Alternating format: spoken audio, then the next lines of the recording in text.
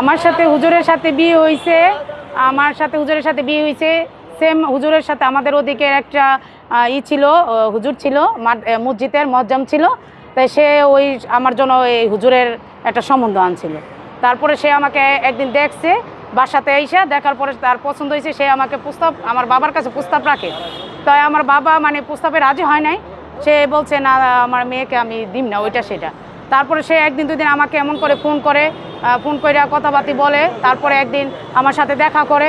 তারপর দেখা কইরা ওই হিসাবে যেরকম দেখা করে তারপরে আমার সাথে সম্পর্ক করার পরে যেমন আমার অনেক মানে অনেক কিছু পরিস্থিতি দেয়। যেমন বলে যে আমি তোমার জন্য সব করব, বা আমার ওয়াইফ নাই, আমি আগে যেটা বিয়ে করছি সেটার একটা ডকুমেন্টস আছে, সে লিখিত দিছে। তার বড় বউর সাথে তার কোনো সম্পর্ক নাই। তার বড় বউ তার প্যারালাইজ, হ্যাঁ, তার বউ নাকি চলে গেছে বাসার থেকে।